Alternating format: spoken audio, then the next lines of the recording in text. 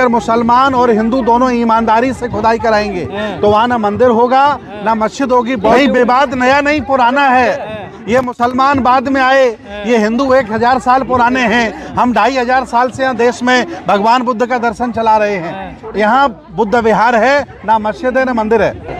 देखिए बीजेपी का पाठशाला में यही सिखाया जाता, नफरत फैलाना, लड़ाना। वो अपना काम कर रही है ईमानदारी से, लेकिन हम लोग जिंदा हैं संविधानवादी। इस देश को बचाने के लिए पूरी आवाम से हम अपील करते हैं कि नफरत के खिलाफ खड़े हो जाओ, बेईमानी और लूट के खिलाफ खड़े हो जाओ। अरे योगी जी कोई बहुत पावरफुल आदमी नहीं है, वो संविधान का पावर है। योगी जी से ज़्यादा हम पढ़े लिखे हैं, योगी जी से ज़्यादा वजन हमारी काया में है, हम ताकतवर हैं, उनसे बड़ी आबादी हमारी है। बस संविधान उन्हें अधिकार देता है, इसलिए उनके पास पावर है। लेकिन सत्य की लड़ाई हम लोग लड़ेंगे, खुदाई गहरी होगी और बौद्ध मठ निकलेगा। नहीं, ये पुलिस पर पत्थरबाजी हिंदू संगठनों ने की है, मुसलमानों को तो पता ही नहीं था। दंगा प्रायोजित था, पहले से तय था। ये संभल का दंगा चुनाव से पहले होना था, लेकिन थोड़ा डिले हो गया। ये सब पूरा तय, पूरा भारत जानता है कि जितने भी दंगे होते हैं वो बीजेपी के लोग कराते हैं। ये दंगा कराने में एक्सपर्ट लोग। नहीं, कोई हार की बौखलाहट नहीं है। बेईमानी करना छोड़ो। अगर बीजेपी में औकात है तो ये इलेक्ट्रॉनिक मशीन बंद कराइए।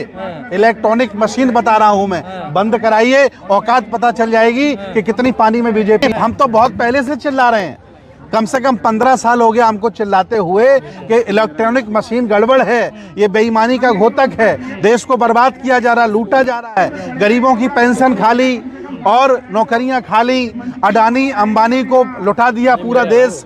हजारों करोड़ रुपया लेकर के गुजराती देश से भाग गए। देश को बर्बाद करने की प्लानिंग है, मैं आपको बता रहा हूँ। अम्बेडकरवादी तो हैं ही हैं, संविधानवादी भी हमारे साथ हैं। पूरे देश का SC OBC माइनॉरिटी सब लोग साथ। देखिए जब न्यायालय बिक जाए, शासन प्रशासन दोगला हो जाए और चरित्रहीन हो जाए और कह सकते हैं कि वो गरीबों का खून पीने लगे, तो सड़क एक मार्ग बसता है। मैं आह्वान करता हूँ पूरे बहुजन समाज के लोगों से, इस देश की 100 करोड़ आबादी से आइए रोड पर। नहीं, मुस्लिम रोड पर नहीं आ रहा है, ये SC ST OBC को रोड पर आना पड़ेगा। मुसलमानों के अकेले रोड पर आने से भाजपा वाले SC OBC को पटा करके भाजपा में वोट डलवा लेंगे, क्योंकि अभी SC OBC के लोग मानसिक गुलाम हैं। ये लोग जान नहीं पाए हैं कि असली दोस्त कौन है, दुश्मन कौन है। इसलिए मुसलमानों के रोड पर आने से कुछ नहीं होगा। जब तक OBC आदि आबादी और शेड्यूल कास्ट के लोग रोड पर नहीं आएंगे, इस देश में परिवर्तन नहीं हो सकता है। बांटा किसने, मैं पूछ रहा हूं योगी जी,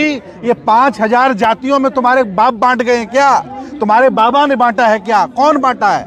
ये जो कटोगे बटोगे की बात कर रहे हैं, मैं इनसे पूछ रहा हूं कि 5000 जातियों में किसने बांटा? 5000 जातियों में तुमने बांटा। इस अखंड भारत को खंड खंड आपने किया है।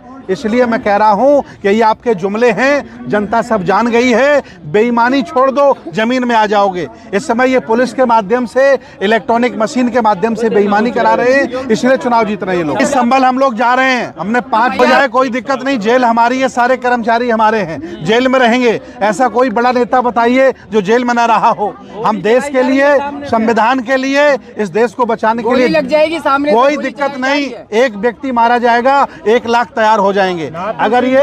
अगर ये SC OBC के लोग कुर्बानी देना सीख गए होते तो ब्राह्मणवाद खत्म हो गया। गलती पुलिस की है, गलती वहाँ जज की है, जिसने वहाँ जबरदस्ती पिटीशन में आदेश कर दिया वहाँ जांच का। क्या मतलब था?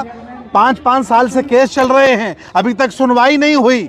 कल केस डाला गया, परसों सुनवाई हो गई।